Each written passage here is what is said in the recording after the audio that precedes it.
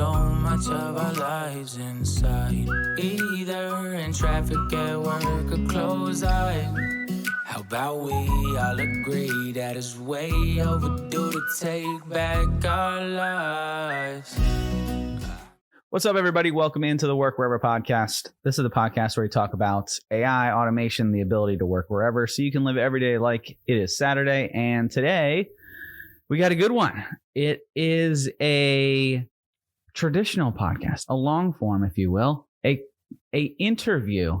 Whereas we say we do these once a month, and we're going to stick to those. And I have a excellent guest on today. He is a Microsoft Power Platform Global Blackbelt, which means he can kick your ass in real life and on the internet. Mr. Bobby Chang, how are you, buddy? Hey, good, Roy. Thanks so much. Work from everywhere. I'm not working from Scranton today, but it's really good to virtually meet you, Yeah, man. nice to meet you as well. I love the hoodie. We were talking a little bit before the show about both of our love for Dunder Mifflin, Yep. Mifflin, but where they sell car parts or mufflers or really anything that's more interesting than paper. I'm sure those guys are into generative AI already, right, I Roy? So know. we're just gonna get kicking right here for I sure. watch that show so often, and I'm like, man, Michael Scott was not as crazy as we thought he was, you know? Yeah. I don't know, is everybody else becoming more crazy that normalizes Michael Scott, or I don't know. Right. He's like, real business is done on paper. Like, huh. So that's while Michael Scott might be a part of the topic of du jour, today we're going to talk a little bit about generative AI. So this is one of those questions that, and I'll get your initial two cents, 10 cents, $1.50 on generative AI versus AI, because a lot of the industry now, since generative AI and Copilot and OpenAI has made things so readily accessible to the general public, there's this huge misunderstanding or gap in knowledge, I'll call it, as to what Sure. actually generative AI is. And you know, when you ask people on the streets or in a business meeting or, you know, C-level execs even, when they say AI, what they really mean is ChatGPT. And they don't know how to draw the line between all of the other technology web services stacks out there. And then just, well, I told, do you guys use AI? Oh, yeah, I asked it the other day to give me a good recipe. And you're like, well, hold on a second. There's, what do you mean? Where did you go? So what are you seeing in terms of the adoption and how people are starting to familiarize themselves with things outside of ChatGPT, but then has ChatGPT kind of been, have people been able to expand outside of the generative AI text world? Yeah, I mean, it's a really interesting topic, right, Roy? Because frankly, it's one that bleeds over to every day. Now, you could essentially say most people have GPT-4 in their Right. pockets now, right? And it depends on what you want to do with it, and it bleeds over to the everyday world so much that that's what people equate it to. It's like, oh yeah, it's that thing that I do. Especially if you see the first 6 months or the first year since ChatGPT was introduced, is this kind of this explosion of like, what can I do with AI now? And having enterprise customers and organizations and leaderships are trying to fine tune that to something that's beyond that. Just like, hey, help me write my sixth grade kid's paper, right? Yeah.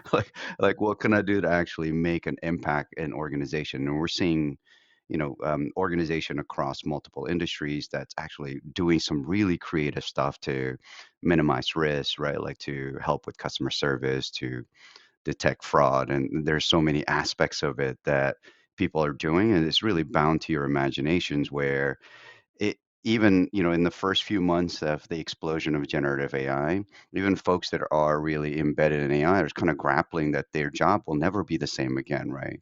Where Yeah. historically for many decades you basically train AI models to be really good at that thing that it's trained to do. It's no longer a concept now. It's like generative AI is just so smart and it's been trained in so many data set. What can I do to combine the brain of generative AI with their sets of contents and datas and things that they care about, marry the two to get AI to do what you want AI to do. So I'm with you. I think it's you're starting to see like different maturity level where a lot of organizations and enterprises has already gone out of the experiment phase and actually capture benefits.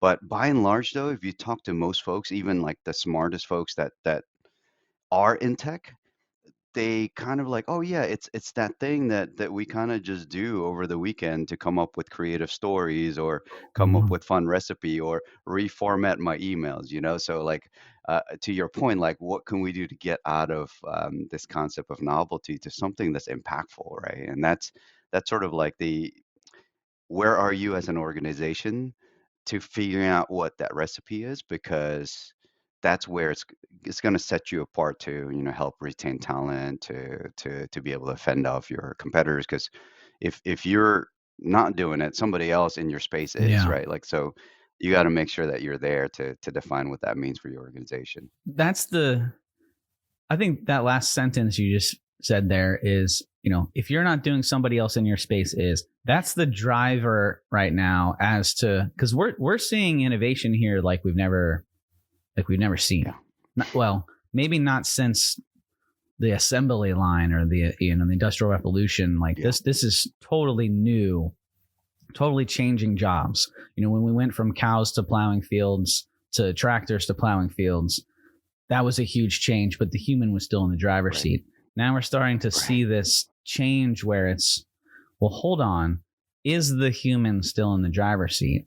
And I am still seeing out there this Skynet belief that the AI is coming for your jobs, and and maybe it was a social media problem where in the beginning you had these yeah, influencers, I'll call them, that went on the Instagrams and the LinkedIn's and the TikToks of the world, and we're talking about how they could write an entire business proposal and then get the AI to do the business for them and carry it out. right. So first, I'll just ask you: do you believe that AI is coming for everyone's jobs? And then from there, we'll have a deeper conversation of how to actually utilize AI. Yeah, I think there's a big part of it, and that's why, you know, the mantra of responsible AI, it's just super important, right? Like as part of it is also like, what do you do with the vast amount of data now that you get? And frankly, even ChatGPT is catching a lot of flack for that, right? Where you have what I call the commercial space, where, you know, the privacy guarantees aren't there as much as the enterprise space, right? Where Yeah. you're if you're enterprise space, even for OpenAI, they're going to adhere to make sure that the data that you are interacting with, the instructions, you know, the what you want AI to know about you to get AI to help you, right? Like that you don't take that contextual knowledge to then be able to train the data and do something else with it, right? And there's very strict, stringent privacy control that needs to come at the enterprise world. And I know for us, from a Microsoft perspective, we always guarantee that anything that you do from our services perspective, whether it's generative AI or anything at all, the data, your data is your data, right? So I think a big part of responsible AI is very much making sure that the privacy promise against with the enterprise customers are still intact. But I think there's also a larger questions in saying like who's really in control? Are you in control, or is AI in control? Right? Like it's kind of part of it is the media, right? We were talking about Yeah. Terminator there, Roy. Like who's really in control? Like is AI actually dictating you what to do, or are you getting AI to do what you want it to do? I mean, I see kind of at the end of the day, machine learning, in my opinion, is nothing more than mathematical equations, right? In the back there's a brain there for even generative AI, the really smart brain that's computing with massive amount of GPUs that needs to power it. It still comes down to zeros and ones. You know, so basically what you feed it as instruction is compute in a massive and super computer fast processing manner to come out with outputs that's generated with these mathematical equation, right? Because all of your instruction basically goes into the engine, and behind the scenes, it's just doing mathematical compute, right? So I just see it at the end of the day. I was like, hey, you're just getting a really smart friend to do what you want it to do by giving it the things that you care about, right? So I, I feel like if I put it that way, it's at least for me, it's less quote unquote scary because it's just, hey, what can I do to basically do like have a really fun calculator basically, right? Right. Like a calculator is nothing more than a device that I punch things in that I want to know what's 3,422 times 85 because I can't do that, right? Right. So, like, if I have a fun, complex calculator that do more than just number calculations or compute, then I can make it write a poem, like send a thank you email, generate an image, right? Like I think it's a lot more fun output, but we still, I think, don't know how to use the calculator. And that's just to borrow the calculator, not to go in a complete tangent here, Roy. Like when we were going to grade schools, right? I don't know if we can remember. That's way back Yeah. for some of us, Right. but Yeah. like you I had a you little s- more yeah, hair you when start that was with going on. yeah, yeah. Well, you start with like a simple calculator that has nothing but numbers and a couple of the math operation, right? And then like when you get to high school, I remember like we were upgraded to the TI, TI the 83, Texas man. Instrument TI Yeah. 82, TI 83, right? And you're like, holy smokes, It's this got thing does games. graph, right? It got games exactly, but it takes a little bit for you to come in from that like really simple calculator to the TIs, right? So I think to me, it's just nothing more than an engine that we still, as even tech professional, as society, are still figuring out like how to best get out of this really complex mathematical genius to get it to do what we want it to do. Yeah. I'm glad you brought up the calculator because that is my favorite example for generative AI. Because if you're using the calculator to just kind of calculate it on its own, then you're not going to get the answers that you're actually looking for. It's going to, Right, right, hallucinate, if you will. And so sure, in a business sense, our co-pilot, we'll use that word, or our AI calculator is going to give us the information that we're looking for in a sense that we can still write the, okay, 2 plus 2, 4. Okay, I write it down. But what is every, response to a teacher who we only wrote 4 on a piece of paper? And that was, right, right, how did you get this? Show your work, right? right. And I feel like that portion of it at the time, it was super annoying, right? We're like, what do you mean? I typed it into the computer, and the computer told me that's what it was. That's my work, But the understanding of how to like reverse engineer the math How do you problem get and how to there? go through it, Right, that was right, equally as important as getting the answer. And I feel like that's where we're at with generative AI. Could we just type something into ChatGPT or Copilot, or if we're building right. our own open AI on Azure, could we just type and copy and paste? Yeah, sure. But at the end of the day, there's going to be some things in there that give you away that it's copy and pasted AI. And then also there's going to be some things in there that you better understand if you're putting it onto a document, a business document or a legal document, or Makes sense. so, Right, you got to show your right. work as an employee. So Absolutely. it might help people, to a point where you're copy and pasting. It might help those people to kind of get off the ground. Maybe they get their butt in a seat. But at some point, I'm like you. I'm not as afraid of the the the if then statements in the back, because I know how to show my work. I know how we got to the equation, at least for Right, most of it, right, and I can break it down and say, okay, this got me to draft. Now I'm going to make it more human. I'm going to add in our thought processes around it, make it more Roy. Because anybody who's ever stared at a blank piece of paper knows that it's really hard to get started. That's the hardest part when you're writing something. you're spot on.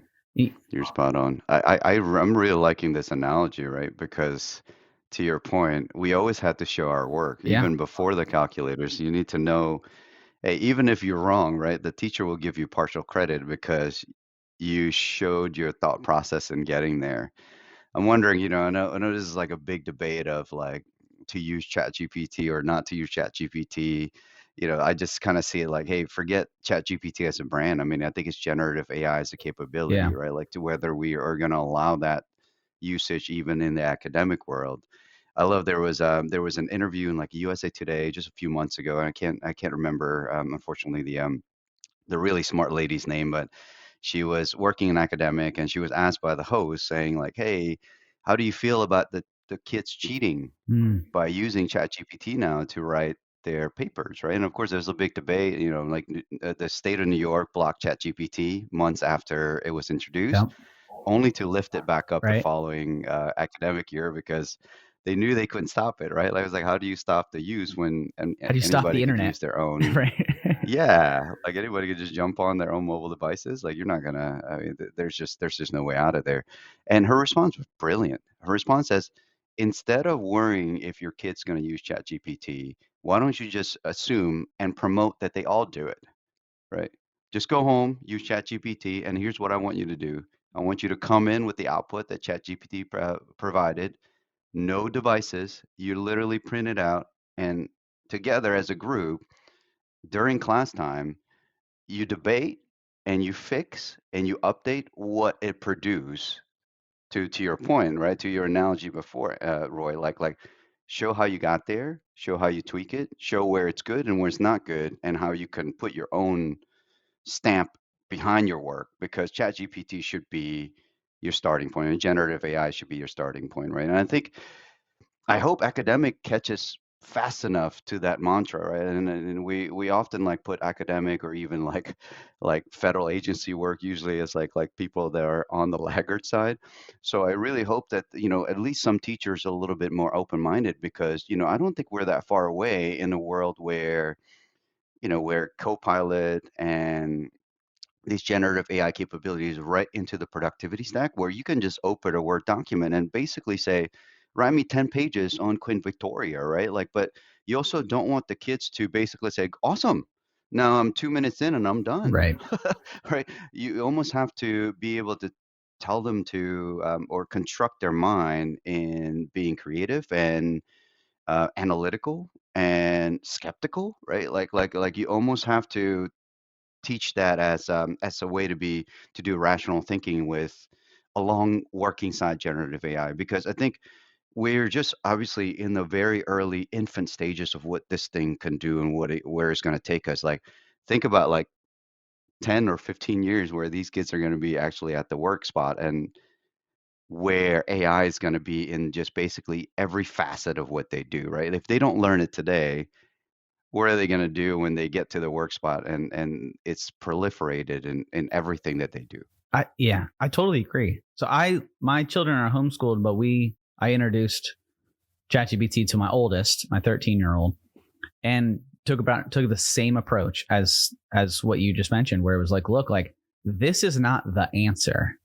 This is a piece of what could become the answer.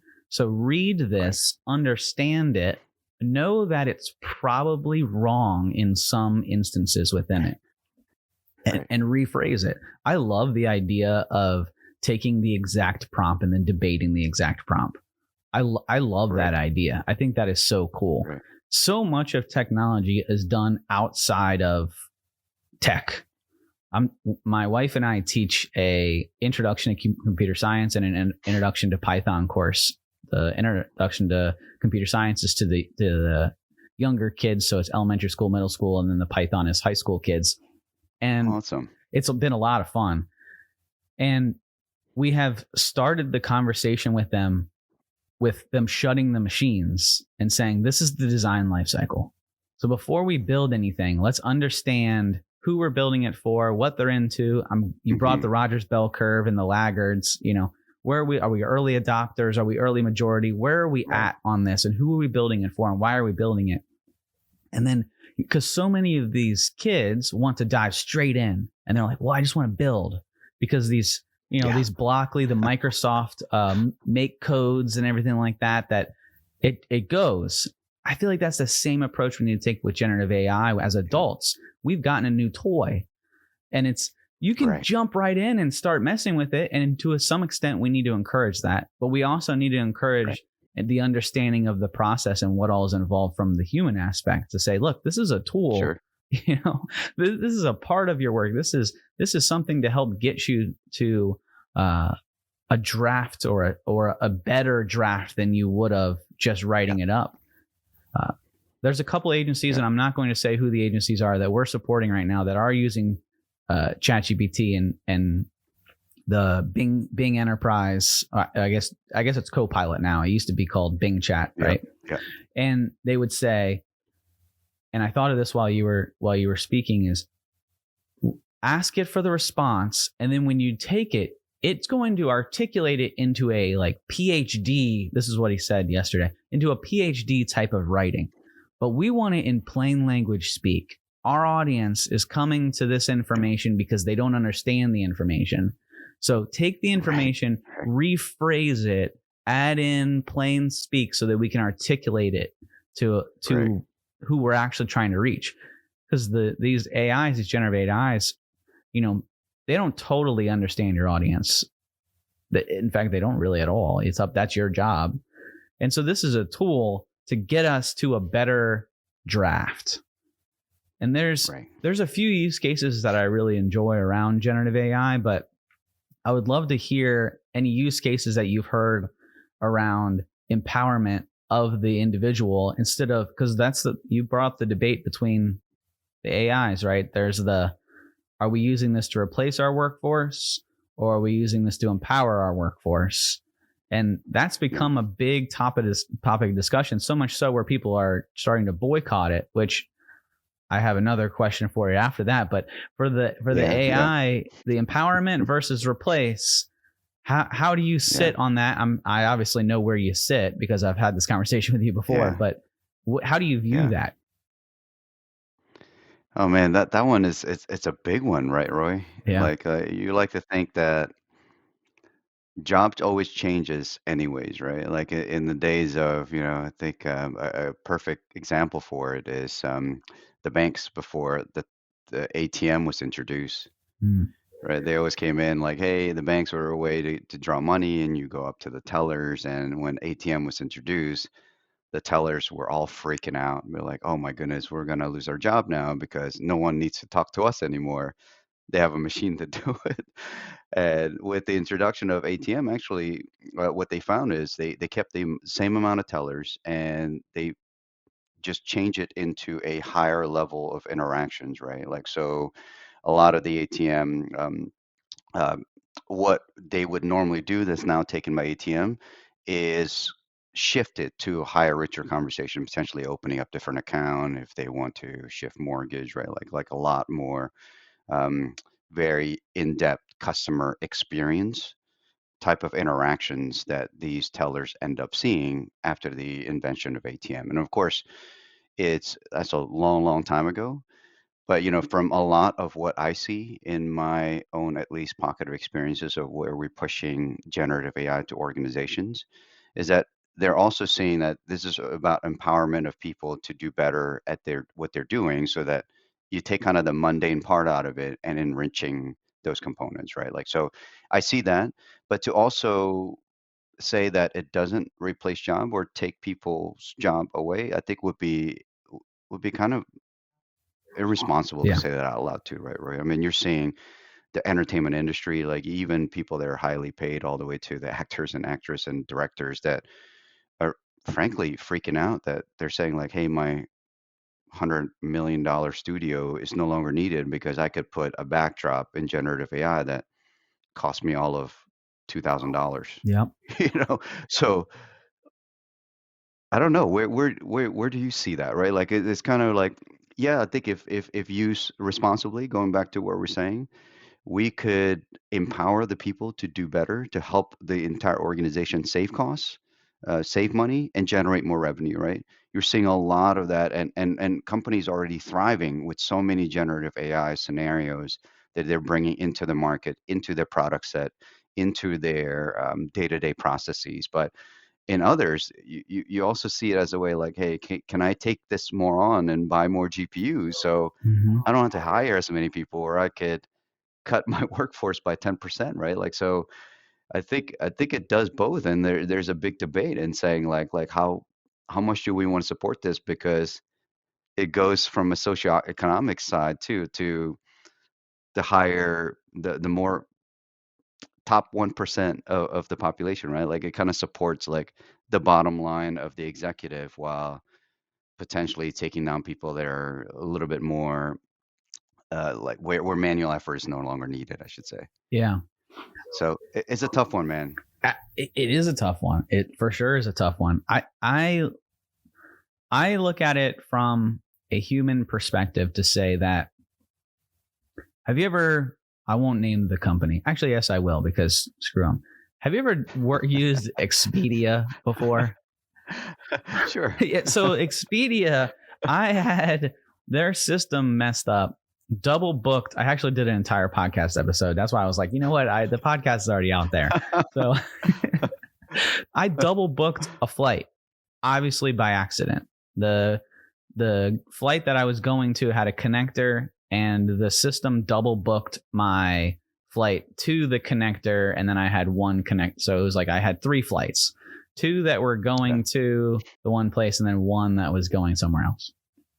And to me, it was blatantly obvious that this was an error on either the system or it. And if it wasn't on the system, it was before I took the flight. So like, we need to cancel this. Well, the chat bot is the first line of customer service there. And so like I'm talking to this obvious bot that is pretending to be named like, you know, Elizabeth or something. And I'm like, you're a bot, please transfer me out of the bot, you know, talk to a person.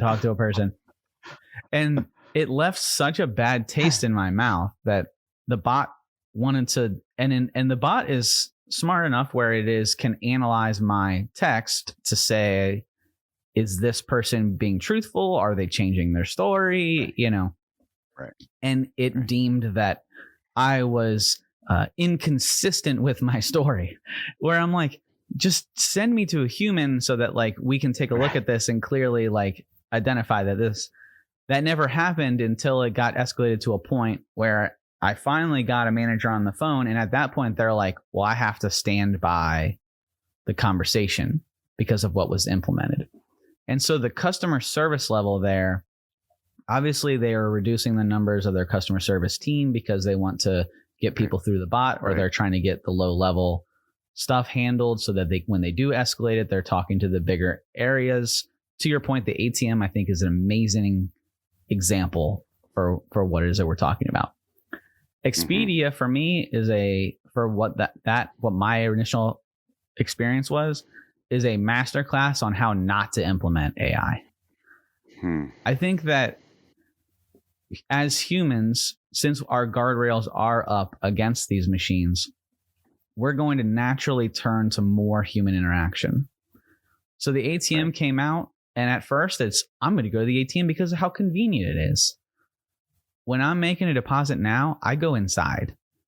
I walk past the ATM. Now, if I'm just taking a couple, bucks out or whatever, then I go to the ATM, right? But I value the human interaction so much more because of how rare it is at some points. And I think that we're at this point where it's AI, generative AI. And at some point we're going to go, where are all the humans? And then we're going to start looking for that opportunity to interface with humans. And I think that is coming. And I think that the businesses now, the big enterprise organizations who are doing mass layoffs in the name of AI are going to feel bad about it. I don't think that history will be very good to them for the for laying off. Now, I'm not saying don't use generative AI, because obviously we are, and this entire podcast conversation is around how to use it and why you should. So I think that there is absolutely a place for empowerment. We can now get people. I mean, Bobby, let's talk about 5 years ago, just 5 years ago, how hard it was for an entry-level person to get a job because you needed 3 years of experience. You go through college, you graduate college. Sorry, entry-level position, you need 3 years of experience because you need to hit the ground running. Okay, well, that door is now opened to an entry-level person who has 0 experience, but maybe went through college and understands the high-level principles of the topic, so they know how to use the prompt to get them to a specific response so they can create a draft so they can give it to a senior member. That door, I think, is opened. While the senior level maybe high level paid person who's been in the industry for 20 years and they has the historical knowledge, maybe their value is slightly lowered. I think we've opened up a whole nother door to the future of work. And I think there is going to be that balance, like we always see, where it's the older demographic of the workforce is going to need to evolve to the new technology, similar to when the internet came out. And the younger generation of the workforce, I think, is presented with an amazing opportunity to get into an industry that they might have not had the opportunity to get into even 5 years ago. So I'm very optimistic with this technology. I know there's a lot of people who aren't, but I'm on the more optimistic side, so long as organizations are using it in an ethical way. And I think the ones who aren't, we're going to know. We're going to be able to see. Yeah, and I think it helps too, right, with the dilemma that you're seeing from the aging demographic just globally, right? Where you are going to see where people are going to come out of the workforce and are going to be top heavy. US is being one of those prime example where baby boomers are all getting ready to cash their pension checks, and frankly, there's not enough of the next 3 or 4 generations to support the amount of people that are getting ready to retire over the next decade or two, right? Yeah. And I think there's something to that too, where you hear the concept of doing more with less. I mean, that's literally and figuratively That was the we would problem have to anyways, figure that out, right? right? Yeah, we would have to figure that out, right? So to your point, like I think there has always been a value of human interactions, whether you're extrovert or introvert, right? Like I Mm-hmm. think at the end of the day, we are by human being, and this is done through research, right? That we are just social people, right? Whether some of us look for it more than others, but we at the end of the day, we cannot survive without actual human interactions and context, right? And that's just the truth.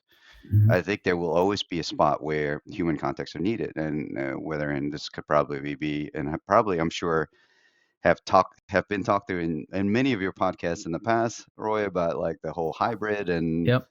telecommute and being remote altogether and being in the office 100% and kind of in between, right? Like I think we're kind of doing this pendulum where we're trying to figure out like do we need people in the mix or a human touch at all or not, right? And I think the fact that the pandemic brought a huge conundrum in saying that everybody has to be remote. Now like people are fighting how hard back that pendulum needs to go back. But I think at its core, I still truly believe that every single one of us, and I count myself as an introvert, but again, at the end of the day, like each and every one of us would long that social interaction at some point, right? Like, and I think we as human being would need that in order to thrive in what we bring in productivity world and contributing to the society. So I completely agree with what you were saying there for sure. I love this conversation. I could keep you all afternoon. I think that we're at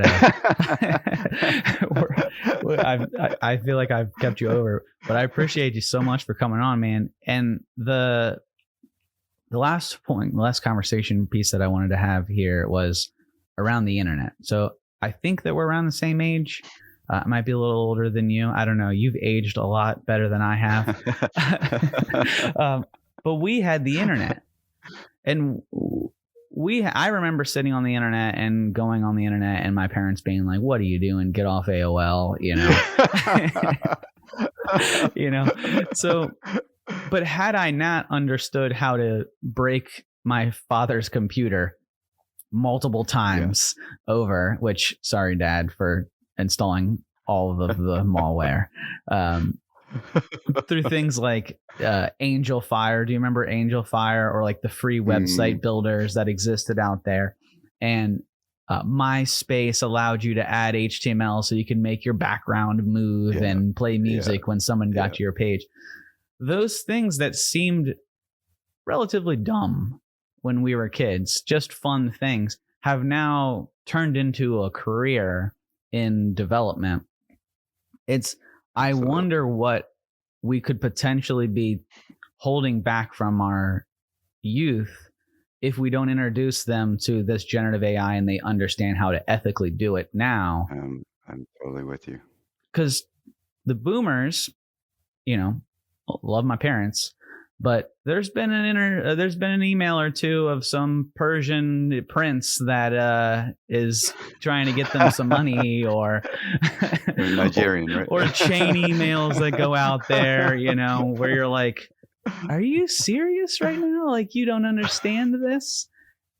And there's going to be something there with generative AI, whether it's the next evolution of the telescam or the email thread or something totally new. But if our youth doesn't understand this technology way better than we do, then they might find themselves in a place that's dangerous, that they are potentially getting replaced because they don't understand the technology. So I'm totally on board with everything you've been saying. How do you see that with the youth? How do you see that? Do you see this generative AI similar to the internet? Like, do you think this is their generation's internet? It'll be on steroid, right? Yeah. And I think it's funny that you mentioned that, because I still remember the day where I sat down with my dad and gave a tutorial on search engine.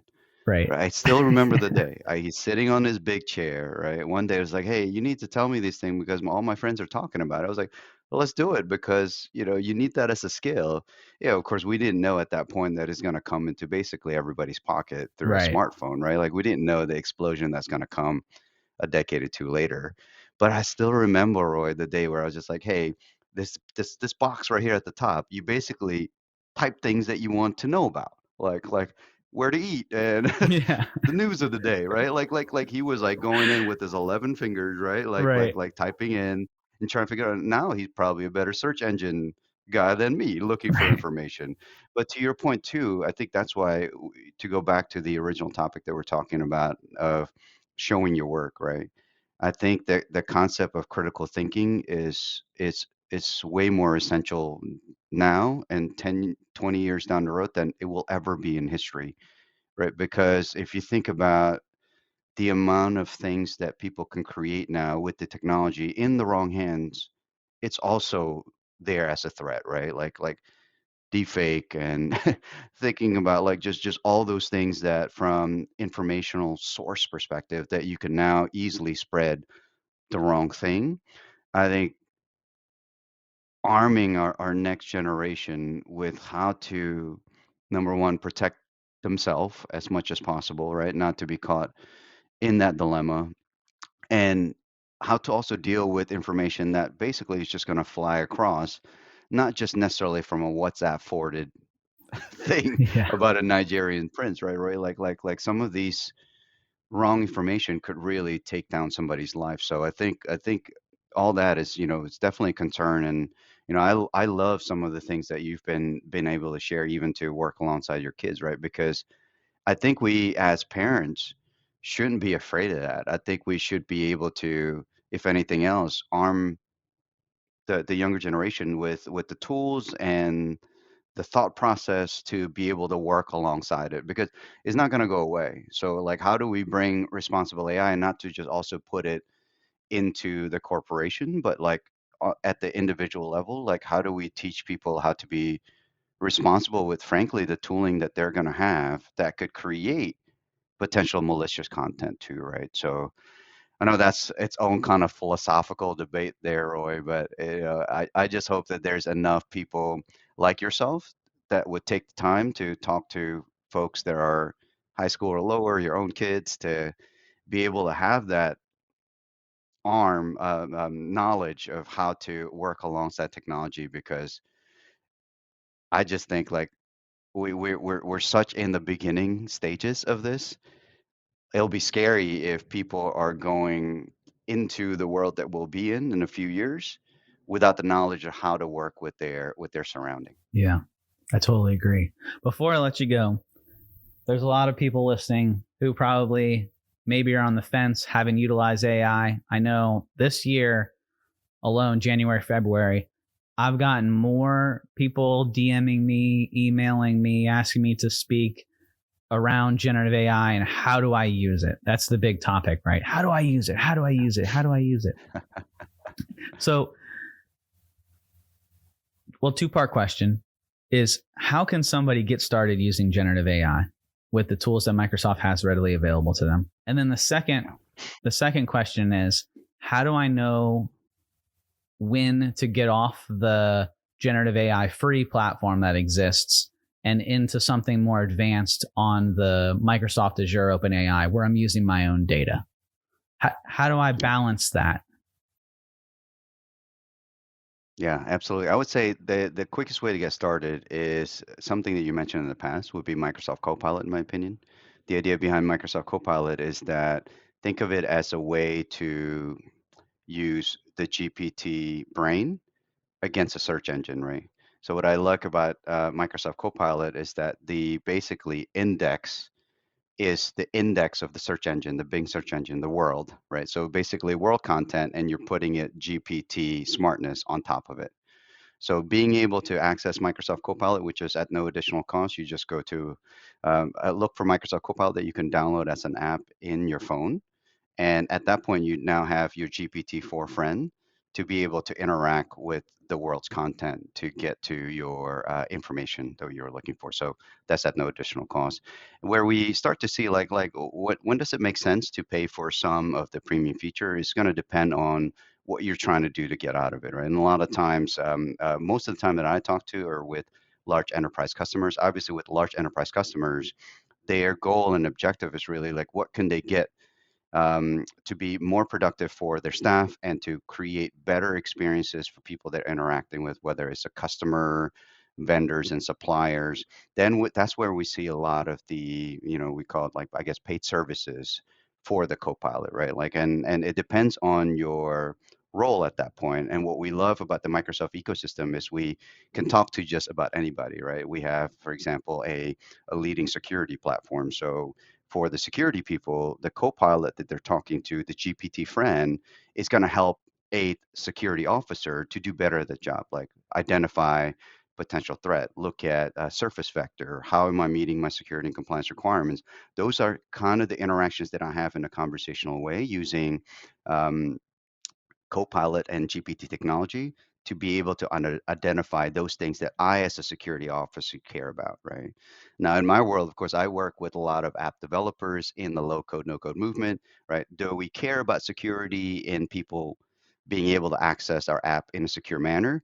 That's not my day to day, too, right? My day to day is not really just all about security and governance at large. It's also about delivering a good app experiences. So, the co-pilot in my experience is going to be how can I create a wonderful enterprise ready app by also having conversation with Copilot. So I would say the number one to get started, if you haven't checked out any of the Microsoft Copilot or GPT experiences, would be downloading the Microsoft Copilot app, which is available to anyone at no additional cost. And then we also have capabilities where you can actually get onboarded to free and trial licenses to just stand up a Microsoft 365 license and then experiment with a lot of these Copilot features depending on what you really care about. Whether you're a security guy, you're a pro developer, you are a guy that cares about our low code, no code movement and want to check out what we can do inside of Power Apps and create conversational AI using Copilot Studio and so forth. So there's so many different opportunities, and I feel so blessed to be working in a company that covers so many services that has, frankly, GPT readiness in every single one of these areas. Yeah, Hope I it's didn't ramble there, Roy, but no, man. wanted to just kind of That's the provide some of the answer. landscape that we have there. Yeah, no, that's the answer. And that's the answer that I've been giving people is, get into Copilot, which I have my Copilot on my phone. I have my app and I use it. I mean, we're friends on LinkedIn. I use it and I'm like, hey, create me a Dolly image of a bald guy with a brown beard, So, and then I just tag that, put that at the bottom of my post, right? So I use Dolly 3 and which is part of the Copilot Bing app, right? I believe that they are kind of intertwined. Yeah. So yeah, like, hey, create me some fun picture, right? Like here's my photo and change me into a Mario character. Like it's right. really fun to play with. It's really, really fun. Yeah, I love it. And then the Microsoft Copilot's Playground, I think, is an amazing tool. To the low code, no code, I came up a SharePoint developer many moons ago. And then I originally started actually writing code in Notepad. And then when Dreamweaver came out, it was, oh God, it's helping me write code. This is the end of developers as we know it, right? So as the developer in me, I'm always kind of like scared of the new tool to come out. But where I'm at in my career now, when Copilot came out, I'm like, I don't know that this is going to replace the low-code, no-code developer. It's just another thing we have to learn in order to get us to building a better Power Automate or to building a better Canvas app tool, or maybe now it used to take a year to build a Canvas app, and now we can deploy them in 60 to 90 days. So it's just getting the useful tools into the hands of the customer quicker, better, faster. So I think Copilot has been a tremendous tool from that respect, from a low-code, no-code developer. And this is somebody who, I wrote HTML to now, I'm less developing now and more on the oversight, but seeing the movement of in the low-code, no-code community has been tremendous. And we're able to deliver, and our customers are extremely happy with the release of Canvas apps and Power Automate. So Microsoft's doing a great job. I think Copilot is obviously the leader in their relationship with OpenAI. And I mean, if you're using generative AI somewhere that's not ChatGPT, OpenAI, or Azure, with the Copilot, I don't know why you're doing it, to be honest. But I guess give those guys, their breadcrumbs. But the Microsoft tools are, and I'm not just saying that because I'm an MSP CSP. I think that realistically, they're the best tools available to. So, Bobby, thank you so much for coming on. It's been a joy to have you. Sorry we didn't talk enough about the Michael Scott philosophies of business. Maybe next time we'll do a book club talk on Another somehow podcast. I manage. There you go. But thanks so much. How can people keep up with you and follow you? Just check me out on LinkedIn. I think I'm probably I don't post as much as you do, Roy, but definitely post potential like events that might be interesting in the Microsoft ecosystem, especially if you are a fan of the Power Platform. I try to make sure that if there are new capabilities coming that's interesting, and events that's might be coming around your neck of the wood, that's available to you at no additional cost in LinkedIn. So yeah, definitely check me out. Just look for Bobby Chang at Microsoft in LinkedIn, and you probably find me there somewhere. Well, if you need to post more, I know a pretty good generative AI tool that can help you think of some posts. There you go. There you go. We'll post it in Dolly and get some That's promotional right. marketing images out of it too, right? We can put you in the conference room with Dwight and Pam, and everything will There be. you go. Well, thank you so much sounds for like coming we gotta do something. Bobby. This has been a blast, man. And guys, hopefully you guys got a lot out of it. Thanks, Bobby. Hopefully you guys got a lot out of this. Like and share this content. We're putting this on for free, no ads or anything like that, so that you guys can get the most up-to-date information. Thanks for hanging out. Like us on all social medias, YouTube, Spotify, wherever your podcasts are listened. Go to goworkwherever.com to get a full list of all of our previous podcasts as well. Guys, thanks for hanging out. And until next time, see you.